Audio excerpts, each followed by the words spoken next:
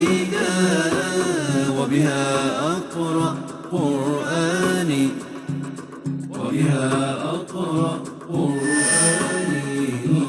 حتى يكمل الإيمان الله الله حتى يكمل الإيمان الله الله حتى يكمل الإيمان.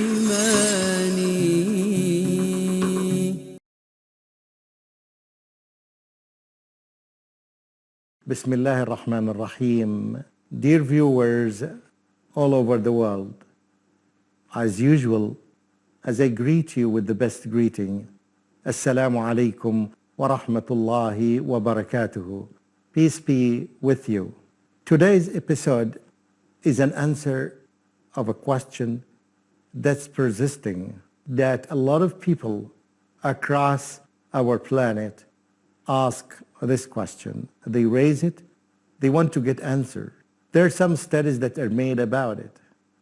But the question is, as the title suggests, why do people revert to Islam or convert Islam? In the last 50 years, or more specifically, in the last 30 years, there is an increasing phenomenon. It's the embracing of lots of people of Islam. Some people from European countries, some others from the States of America, United States of America, some others are from among the Egyptian Coptics, some others are from the Filipinos, some others from India, some others from Spanish-speaking people. There's a trend and a wave that they become Muslims. It is obvious. You can see it by your eye. In your neighborhood, in your community, in your country, you hear a lot of people coming to Islam. And by the way, when they become Muslims, the majority of them love to be labeled reverts to Islam instead of converts of Islam. And the reason they say that, when they know the truth of Islam that teaches them that every human being is born with his original nature that's pre-programmed to know and submit Almighty Allah. As our messenger explained to us in a very famous authentic hadith, in a very famous saying of the messenger, when he said, each newborn baby is born with Islam in his heart, in his original nature. That means that we were born knowing and submitting to Almighty Allah. And what happens, the effect of our parents, our teachers, our schools, the media, and other people upon us, is the one that changes us from continuing on the path of Islam or to go somewhere else and to start worshiping someone else except Almighty Allah. Therefore, those people who embrace Islam love to be labeled reverts to Islam or to their original nature. It's a very beautiful meaning, and I think it's a right of every human being to know this fact, because when he or she knows this fact, it's up to him to decide later on whether he wants to get the new conversion to any other religion or to maintain his original nature and continue to be a Muslim. Now the question is, why do people, what motivates them to become Muslims? Is it the beauty of Islam? Is it because the Muslims in the last 50 or 30 years woke up and they started preaching the religion? Is it because of the hollowness and the emptiness of the hearts of human beings? They don't find something genuine that fills up their hearts. Is it people are rediscovering that they have a Lord and they need to worship Him? What is it exactly that motivates people and makes people become Muslims? To answer this question, we need to see what most of the recent studies that were studying this issue came up to. We found few studies that were talking about this issue. And finally, they came up with almost the same factors that led people and still lead people to convert to Islam. Luckily, the majority of these studies, and even the researchers and the analysts, and the people with expertise in this area would tell us that the first and the foremost issue that would affect people to become Muslim is the power of the Quran. This book that has the exact speech of Almighty Allah in its original language is so powerful. And to briefly tell you some of these issues, it has impact on the hearts of the humans in general, Muslims or non-Muslims. And I'll give you a few examples to reflect upon them and to see how it is effective. First, this Quran, when it was heard by the native Arabs who excelled in their language, who were above other human beings in learning the language. They mastered Arabic language and they made poetry. It was easy for them. When sometimes they would make a speech, they can make the whole speech in poetry. In other words, they were very good in Arabic. It was the name of the game at that time. When for the first time they heard the Quran, they were in trouble. They could not classify it, whether it is prose or poetry or even some witchcraft, because they didn't find any category to put this Quran in it. They mastered the language and they said that it's the first time for us to see and listen to something that cannot be classified here or there. It is the language of the Quran, Arabic. They mastered it.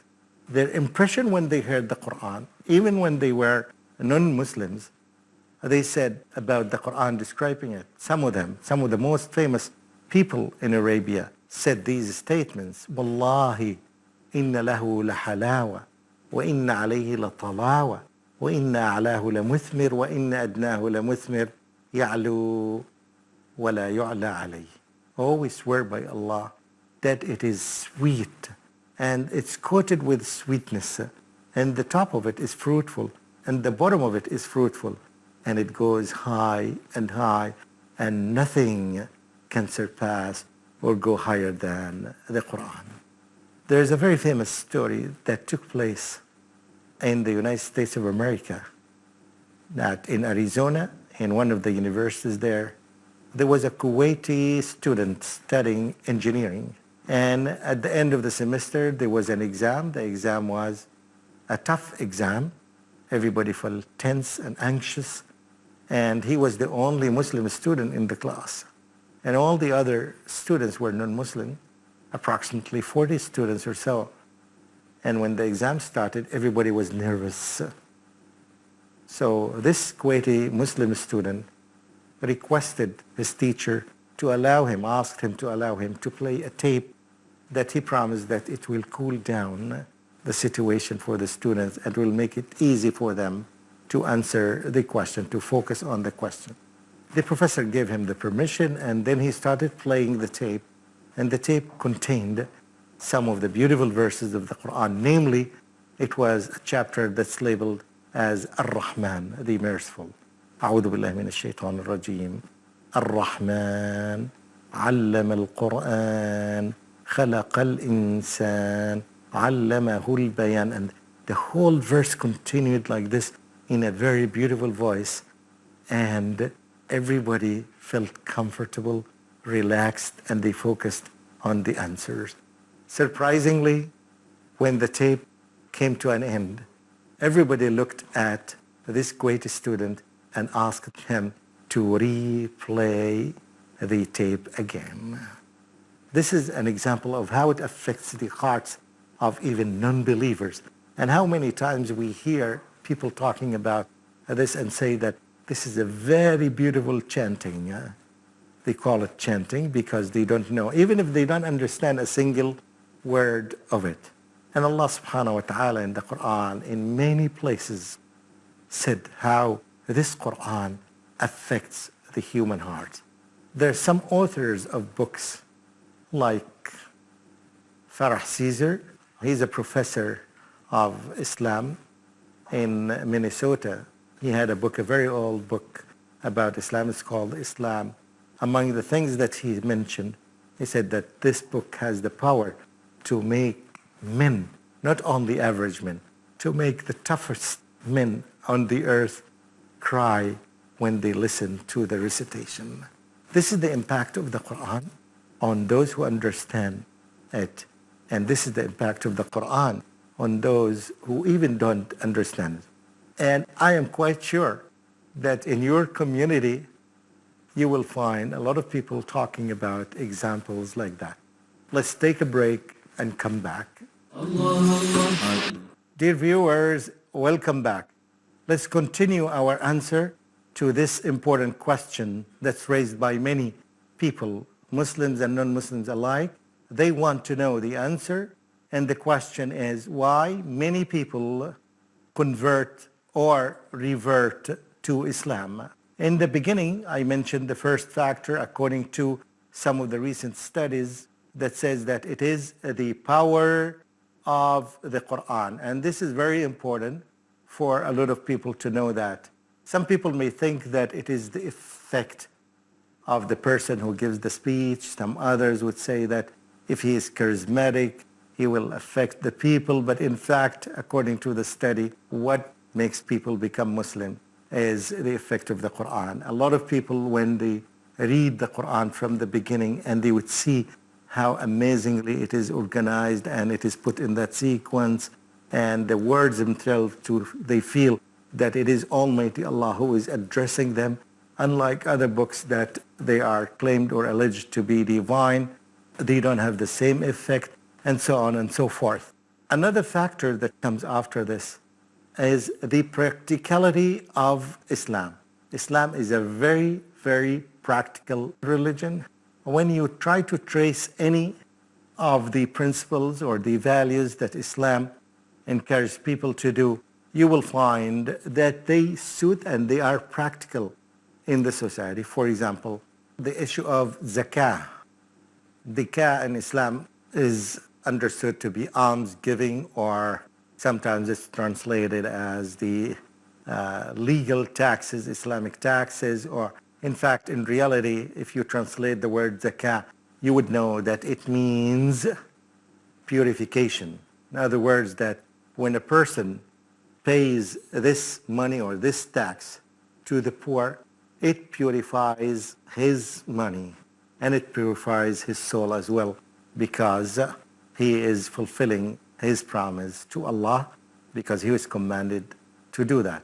When a Muslim owns a specific amount of money, when it reaches this amount of money, he or she is supposed to pay 2.5% of his money for the poor and the needy. And this is amazing simply because it's only on the money that's unused money. Let me give you an example. If a person gets $10,000 per year as an income, and he spends all of it, he is not, Islamically speaking, he is not entitled to pay any charity or any zakah or any almsgiving. Yes, definitely he is encouraged to help the poor, yes, if he can, but he is not, by law, is encouraged or entitled to pay this percentage, 2.5%. However, in another example, a person who can save $2,000 out of this $10,000 and puts it in a bank, if it stays in the bank for a whole year, he needs to purify this money, and he has or she has to pay 2.5. So this is great for the unused money. Even if your income is $1 or $2 or $3 million, you're not asked to pay the zakah unless you save some of these for a whole year. But if you spend the $3 million, you're not asked to pay any piece of zakat or any piece of taxes, as some people call it. And this is very practical. Whereas in other systems in the world, you find a person's income is $50,000 and he spends it. Yet still his government and the tax system in his country still asks him to pay a specific amount of taxes. And therefore, a lot of people see the practicality of Islam. Again, look at the issue of fasting. I mentioned in other situations that Muslims in Ramadan, they fast almost 12, 13, 14 hours, depending on where they live in the world. This fasting in itself is something like any machine in the world. If you look at it from this perspective, any machine in the world needs maintenance. And this is the time for the maintenance of the human soul and the human body. We keep it away from eating, and after that, the body comes back to its normal functioning situation. In this whole month, Muslims save almost 1 meal per day, which, if we know how to use it well, they can reach to the poor, and we can save the people from starving everywhere in the world. There are many other examples in all arenas of life. For example, when you look at the issue of the accidents that result from drinking wine, everywhere in the world, according to the news and the statistics, we hear that hundreds, if not thousands of people die in accidents that result from drinking wine and alcohol. Try to imagine how safe a society or a country will be if it is wine-free.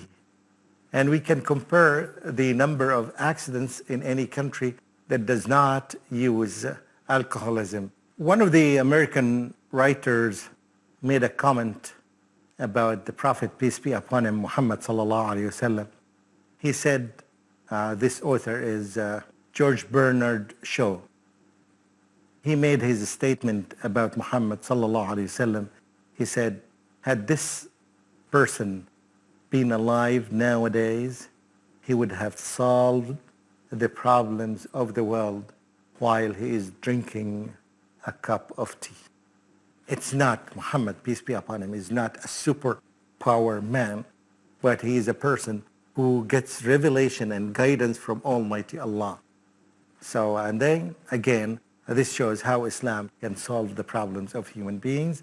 And we hope, inshallah, the people of wisdom would consider this, and inshallah, they will find how peace spreads in the world.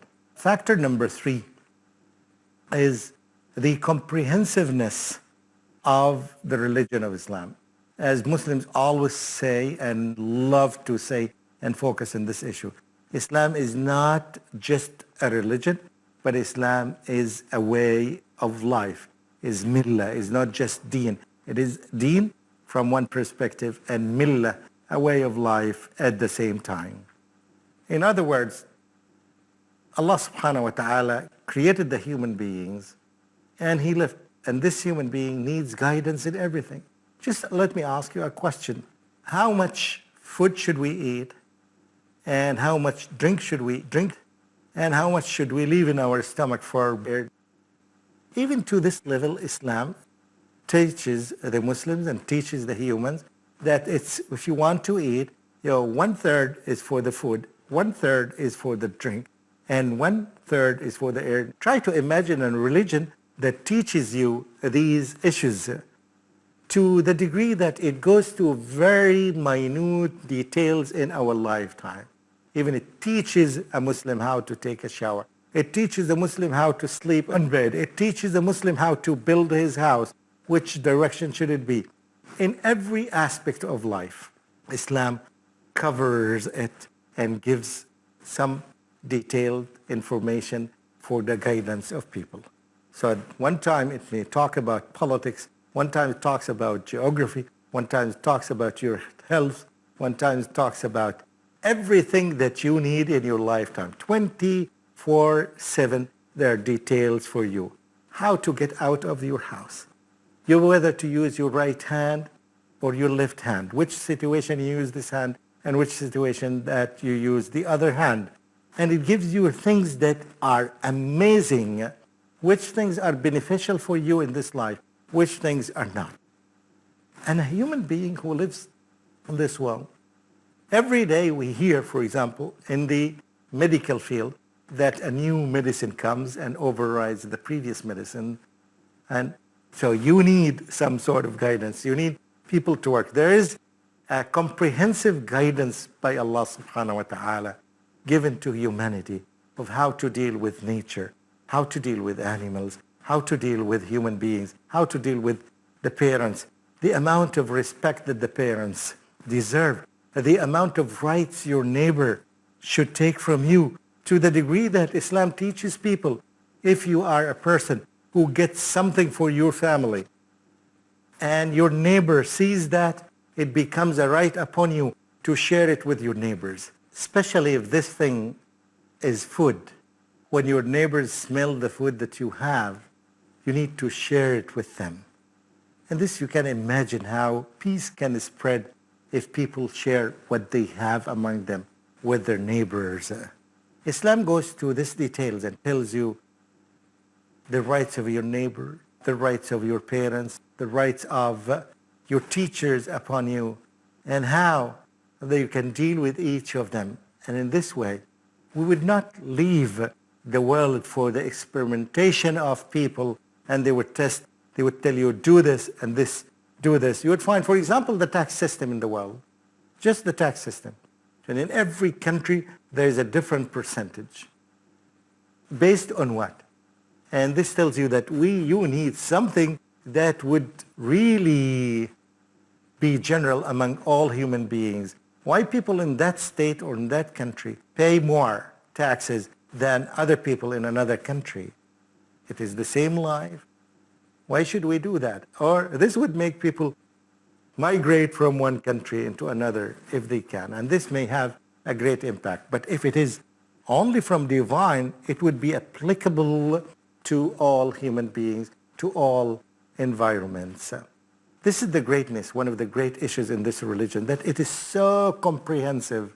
The social life, the political life, the personal life, the psychological life of a human being is covered in this religion. The researchers discovered that this is one of the factors that makes people convert Islam or revert to Islam. This factor is a good factor to humanity, so I hope humanity would consider it. This is the end of this episode. We are going to continue listing the other factors that make people revert back to Islam. This is your host, Mamdouh Mohamed. Wassalamu alaikum wa rahmatullahi wa barakatuhu. بالقرآن سديدا أحرف عربي مفيدة بالقرآن سديدا وبها أقرأ قرآني